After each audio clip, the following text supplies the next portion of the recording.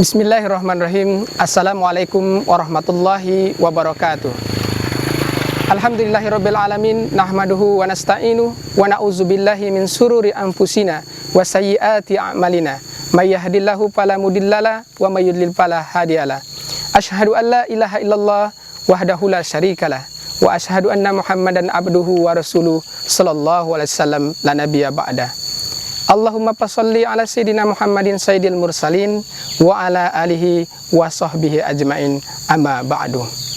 Pemirsa PKS TV Muara Enim yang dirahmati Allah Subhanahu wa Ta'ala, ada 3 hal yang tidak boleh kita remehkan dalam menjalankan kehidupan sehari-hari.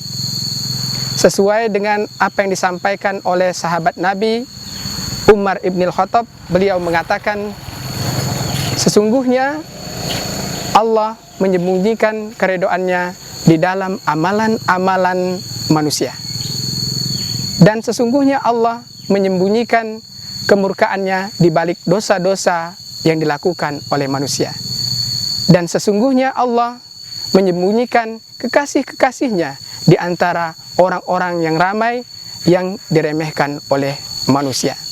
Masya Allah, ketiga hal ini tidak boleh kita remehkan. Yang pertama, amalan-amalan yang mengundang keridhaan Allah Subhanahu wa Ta'ala. Sesungguhnya amalan-amalan yang kita lakukan bukan tergantung kepada besar atau kecilnya, dahsyat atau remehnya amal yang kita lakukan, akan tetapi amalan apa yang akan kita bawa ke hadapan Allah Subhanahu wa Ta'ala yang mendapat ridho dari Allah Subhanahu wa Ta'ala.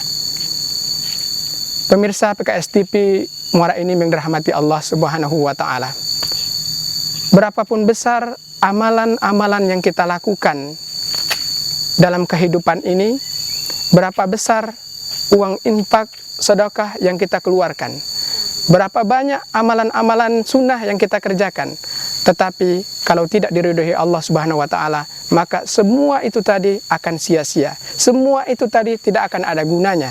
Semua itu tadi tidak akan ada artinya di hadapan Allah Subhanahu wa Ta'ala. Karena ketakwaan, keridhaan Allah Subhanahu wa Ta'ala itu adalah ahsanu amalah, sebaik-baiknya amal. Amalan yang paling ikhlas, amalan mana yang menurut tuntunan dari Allah Subhanahu wa Ta'ala. Maka setelah amalan fardu, kita wajib memiliki amalan-amalan yang bisa kita rahasiakan, atau amal-amalan yang bisa kita jaga. Amalan-amalan yang kecil tetapi dawam. Ahabbul amali ilallahi adwamu mahu wa in qala. Amalan-amalan yang terus-menerus kita lakukan, amalan-amalan yang selalu dawam kita lakukan walaupun itu sedikit. Seperti yang dicontohkan oleh Al-Imam Abu Daud ketika beliau menyeberangi sungai Tigris dengan perahu. Beliau mengatakan kepada tukang perahu, bolehkah kita balik ke tepian lagi? Kenapa? Kata tukang perahu. Al-Imam Abu Daud menjawab, karena di tepian tadi ada orang yang bersin, tetapi tidak ada yang menjawabnya. Karena yang bersin tadi mengucapkan tahmid kepada Allah Subhanahu wa Ta'ala, alhamdulillah. Bolehkah kita balik ke tepian lagi? Kemudian Al-Imam Abu Daud memberikan bayaran lebih kepada tukang perahu tadi. Kemudian tukang perahu mengarahkan kembali perahunya ke tepian, sehingga sesampai di tepian tadi, Al-Imam Abu Daud mengucapkan tarhim, yarhamukallah, kepada orang yang bersin tadi. Setelah beliau mengucapkan tarhim, beliau lalu mengatakan kepada tukang perahu, mari kita lanjutkan perjalanan kita. Setelah beberapa hari, semua orang yang ada di dalam perahu tadi bermimpi atau memimpikan Al-Imam Abu Daud bahwa di sana terdengar suara Al-Imam Abu Daud telah membeli surga dengan 1 dirham. Masya Allah, sesuai dengan apa yang dikatakannya, la'ala mujabad du'a. Jadi ketika orang tadi menjawab tarhimnya Al-Imam Abu Daud dengan jawaban yahdikumullahi wa yuslih balakum, maka kata Imam Abu Daud, inilah amalan yang diterima atau diijabah oleh Allah Subhanahu wa taala. Pemirsa PKS TV Muara ini yang dirahmati Allah Subhanahu wa taala. Yang kedua adalah jangan pernah kita meremehkan dosa-dosa yang kita lakukan kepada Allah Subhanahu wa taala. Bukan berapa besar dosa atau kecilnya dosa yang kita lakukan kepada Allah Subhanahu wa taala.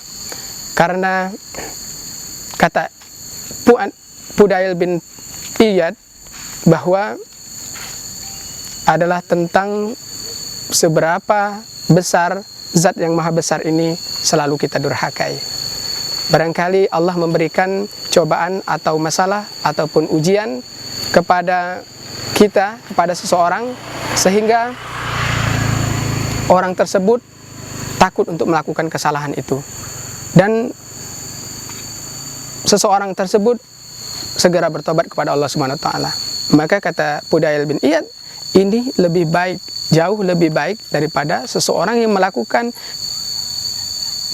perbuatan-perbuatan dosa-dosa kecil yang dilakukannya secara terus-menerus, sehingga dia tidak sadar bahwa dosa-dosa kecil inilah yang mendatangkan kemurkaan Allah Subhanahu wa taala. PKS TV Muara ini yang dirahmati Allah Subhanahu wa taala. Dan yang ketiga, jangan pernah kita meremehkan manusia, karena bisa jadi kekasih-kekasihnya Allah adalah adkiyaul akfiya, orang-orang takwa yang tersembunyi. Maka Allah menegaskan kepada kita semua bahwa manusia tidak patut menilai kemuliaan itu dari paras wajahnya. Kemudian kita tidak patut menilai kemuliaan manusia itu dari pangkat dan jabatannya, dari kedudukannya, dari hartanya. Dan satu-satunya adalah dengan inna akramakum indallahi akrakum, takwa. Nah, tapi sayangnya takwa ini Allah tidak tampilkan dalam wajah manusia. Allah tidak titipkan dalam wajah manusia, sehingga kita tidak tahu mana orang atau manusia yang lebih takwa daripada kita. Dan kita juga tidak tahu mana manusia atau orang yang kurang takwa dibanding kita. Tetapi kesimpulannya, kata Imam An-Nawawi, bahwa kita harus terus berusaha untuk menjadi orang yang bertakwa dan tawaduklah. Dan jangan sekali-kali kita melihat orang lain dengan pandangan yang merendahkan, karena bisa jadi orang yang kita rendahkan tadi adalah hamba Allah yang lebih takwa daripada kita. Afwan minkum. Assalamualaikum warahmatullahi wabarakatuh.